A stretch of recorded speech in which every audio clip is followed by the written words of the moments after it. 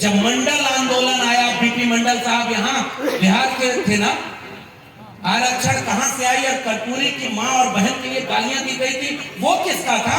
और आलोक मेहता साहब अभी बोल रहे थे, उस जगह का नाम बोल रहे थे जहां पैर में चप्पल पहन करके आप सड़क पर नहीं चल सकते थे, तब अपन बरहिया। और मैं तो कह रहा हूं सर, ऐसी जगह दर्जनों रही और इसलिए पैर में चप्पल पहनकर चल नहीं सकते, उनके सामने खटिया पर बैठ नहीं सकते, और तो और छोड़ो तालाब से पानी नहीं पी सकते। इससे इस देश के लोगों का अपमान नहीं हुआ था क्या? इंसान वो नहीं थे क्या? कलम पकड़ ली, वेद सुन लिया तो कान में शीशा पिघला के डाल दो। दुनिया में कहीं ऐसी बात लिखी गई है क्या? इस देश का प्रधानमंत्री विदेश जाकर बोलते हैं कि हम युद्ध के देश से नहीं, बुद्ध के देश से आए हैं, और भारत में आते हैं तो बुद्ध के खिलाफ युद्ध छड़े हुए हैं। वहां जाके कहते हैं कि हम बुद्ध के देश से आए हैं। अरे भाई, वहां जाके बोलो ना कि हम उस देश से आए हैं जहां दुनिया में लोग एक तरह से पैदा होते हैं, हमारे यहाँ कोई मुख से पैदा होता है, कोई भुजाओं से पैदा होता है। ये बात दुनिया में नहीं बोलते, क्योंकि दुनिया वाले आपके ऊपर हंसेंगे। ऐसे नहीं होता भाई। क्यों? क्योंकि आपको बंटवारा करना था। इतिहास का मैं याद करना चाह रहा हूं, जब ये अपमान चारपाई पर बैठने नहीं दिया, इतिहास भूल गए क्या? अभी हमारे यहाँ उत्तर प्रदेश में कांड हुआ, दो लोग, दो परिवार के दोनों तरफ हत्या हुई, और जो यादव था उसके सामने बुलडोजर खड़ा कर दिया कि इसका घर गिरा देंगे। ये अपमान आज की तारीख में हुआ। उत्तर प्रदेश में हमारे मुख्यमंत्री रहे, आदरणीय मरहूम नेताजी के वो मुख्यमंत्री के बेटे रहे, ऑस्ट्रेलिया से पढ़ करके आए थे, और जब मुख्यमंत्री आवाज छोड़ा तो गंगा जल से उनका आवाज धुलवाया। ये अपमान नहीं हुआ क्या? हुआ सर। और इसलिए मैं पूछने आया हूं, जब ये अपमान आपके लोग करते थे 90 में बीपी मंडल साहब से विधानसभा में, पुराने लोग जानते होंगे, जब से मैंने इतिहास पढ़ा है, मैं अपने लोगों को समझाने के लिए बात कहता हूं। जब ये इतिहास बोला गया कि बीपी मंडल साहब के सामने खड़े होकर कहा गंगा में तेल रिस के आग लग गई, तो खड़ा होकर बोला गया कि एक शूद्र जब मुख्यमंत्री बन जाएगा तो गंगा में आग नहीं लगेगी, तो और क्या होगा? बीपी मंडल साहब ने खड़े होकर बोला, ये गंगा में आग तो तेल रिसने से लगी है, लेकिन हमारे यहाँ होने से तुम्हारे सीने में जो आग लगी है, इसको हमें और भड़काए हैं, तब तक बराबरी का भारत न बना। अपमान ये नहीं था क्या? अपमान इस बात का नहीं था जब मंडल आंदोलन लागू हुआ। और मैं याद कर रहा हूं, जातिवादी लोग कहते हैं ना, अभी तमाम लोग बोल रहे थे, उन्होंने ये बात कही कि जब हम सामाजिक न्याय की बात करते हैं तो हमसे कहा जाता है हम जातिवाद कर रहे हैं। गुजरात का मुख्यमंत्री रहते हुए कभी जातियां नहीं बताई थी, और जब भारत का प्रधानमंत्री बनना हुआ तो जाति किसने बताई? नाम जान रहे ना, मैं इस वैचारिक मन से किसी जगह नए नाम लेने की जरूरत थी क्या? कुछ लोग पनौती भी बोल रहे हैं, लेकिन हम तो नाम नहीं लेंगे, हम तो अपनी वैचारिक बात कह रहे हैं। जाति आपसे किसी ने पूछी थी? मैं ओबीसी माँ का बेटा हूं, किसने बताया? राष्ट्रपति बनाया तो जाति किसने बताया? किसी ने प्रेस कॉन्फ्रेंस करके जाति बताई ना। जब उन्होंने अब की राष्ट्रपति बनाया तो बताया कि हम पहली बार एक आदिवासी महिला को राष्ट्रपति बना रहे हैं। और जब बिहार के लोगों ने कहा कि अब जाति जनगणना होगी, तो वही कह रहे हैं जातियां तो होती ही नहीं है, केवल गरीब, अमीर, किसान, नौजवान, यही जाति है। सन 100 पाने बांधी गांठ और पिछड़ा पावे 100 में 60। और उस नारे को बाबू जगदेव प्रसाद और रामचंद्र वर्मा ने आगे बढ़ाया कि 100 में 90 शोषित हैं, शोषितों ने ललकारा है, धन धरती और राजपाट में 90 भाग हमारा है, 10 का शासन 90 पर नहीं चलेगा, नहीं चलेगा। किसी के खिलाफ ये लड़ाई है क्या? ये लड़ाई आपके हक अधिकार की लड़ाई रही है।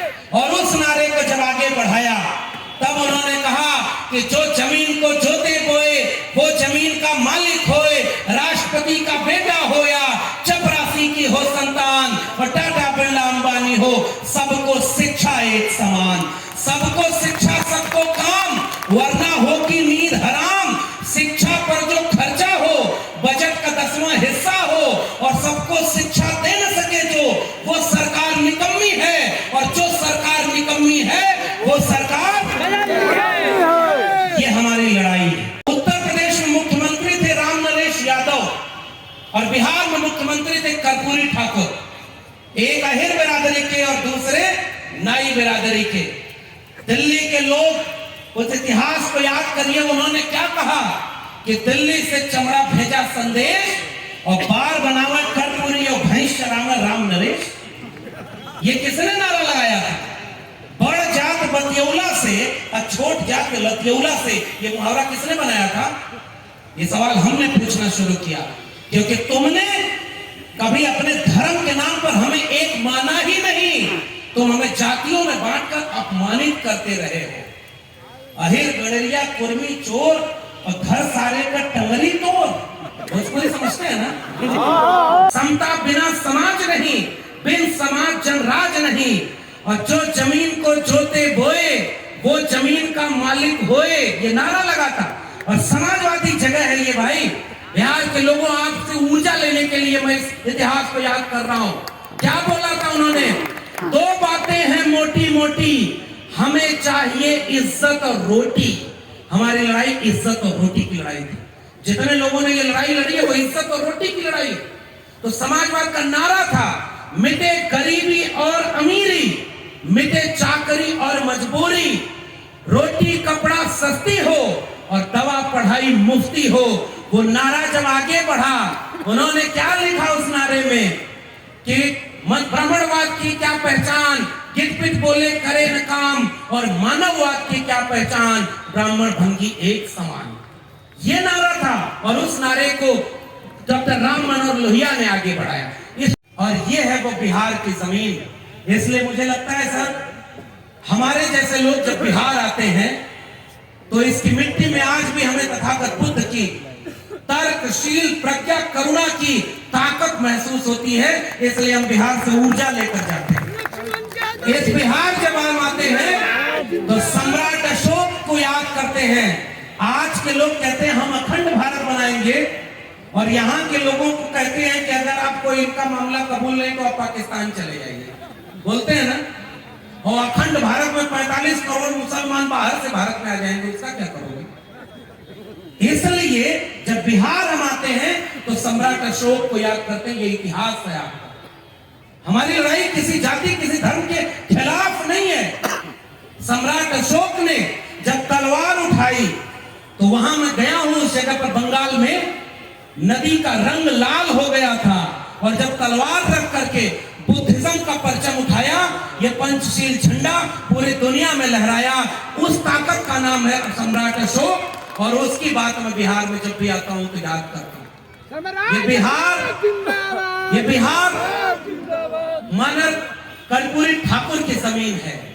ये अगर आपको फतेह बहादुर जी की कोई बात गलत लग रही है तो आपको यह कहना चाहिए कि ज्योतिबा फूले और सावित्रीबाई फूले गलत नहीं कह सकते।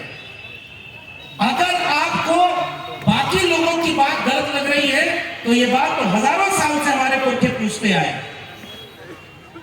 तुम कद बाबन हम कद सूद, और हम कद लोहू तुम कद दूध। मैं और चौपाइयां पढ़ता हूं, मैं तो अपने ऊपर बात भी नहीं कर रहा। प्रोफेसर जी हैं, शिक्षा मंत्री जी, और आदरणीय आलोक मेहता जी बैठे हुए हैं, अनिता जी बैठी हुई है, मंत्री हैं। मैं आप लोग के सामने देखिए शुरू में एक बात कहना चाह रहा हूं। आलोक सर जब बोल रहे थे कि हमारी सरकार है तब ये कार्यक्रम हो रहा है, और ये जलसे की तरह हो रहा है, और फर्क देखना होता तो आप हमारे यूपी में आ जाते। वहां अयोध्या मथुरा काशी तीनों है, और अगर आप इस तरह का कार्यक्रम चलाएंगे तो उसके लिए बुलडोजर खड़ा हुआ। ये अंतर है उनमें और हम में। वहां पर कांवड़ लेकर जाने वालों पर वहां के मुख्यमंत्री फूलों की बारिश करते हैं, और 69,000 शिक्षक भर्ती के घोटाला के शिकार एससी एसटी ओबीसी 500 दिन से ज्यादा समय से आंदोलन कर रहे हैं। उनके ऊपर उनकी पुलिस लाठी चलाती है। और बिहार एक ऐसा राज्य है जहां तलवार और त्रिशूल के सामने आजादी के बाद पहली बार कोई सरकार ऐसी है जिसने एक साल में 5 लाख लोगों से ज्यादा को सरकारी नौकरी दी। असली लड़ाई विचारधारा की, किसी नेता के खिलाफ किसी पार्टी के खिलाफ हमारी लड़ाई नहीं है। हमारी लड़ाई कलम और किताब बचाने की है। और मैं शुक्रिया अदा करता हूं फतेह बहादुर जी का, और उससे ज्यादा शुक्रिया उस राजनीतिक दल का करना चाहता हूं जो अपने विधायक के साथ कंधे से कंधा मिलाकर खड़ा है और उन्होंने हिम्मत दी है। एक शेर बड़ा मौजूद है कि जुल्म के साए में लब खोलेगा कौन, और हम भी चुप रहे तो फिर बोलेगा कौन। इसलिए मैं पूरी तरह से इस बात की, इस लड़ाई की, इस वैचारिक लड़ाई के साथ खड़ा होने आया हूं। क्या बोला था इन्होंने, फतेह बहादुर जी ने? उन्होंने माता सावित्रीबाई फुले का कोटेशन बोला। इस मंच पर आदरणीय शिक्षा मंत्री चंद्रशेखर जी बैठे हुए हैं। इन्होंने क्या बोला था? अधम जाति में विद्या पाए, भय यथा अहि दूध पिलाए। और इस बात के लिए कहा कि हमारी पूरी लड़ाई मान सम्मान की है, और जिस ग्रंथ में हमारे लोगों के लिए कोई गलत बात लिखी होगी तो हम उसकी आलोचना करेंगे। क्या बोला है तमाम उन बहुजन लोगों ने जो ये सवाल खड़ा किया सम्मान और स्वाभिमान का? तो गर्दन काटने और जीभ काटने वालों को मेरा एक सवाल है, भाई आपके यहां तो काटने मारने का परंपरा नहीं था, आपके यहां तो ऐसी ताकत हुआ करती थी कि एक श्राप दे देते और ये भस्म हो जाते। क्या बात है, बहुत सुंदर। ये तो हिंसा आपके धर्म में तो थी नहीं। बहुत सुंदर, बहुत सुंदर। इसका मतलब कोई ऐसी ताकत नहीं है, कोई ऐसा श्राप बना ही नहीं है।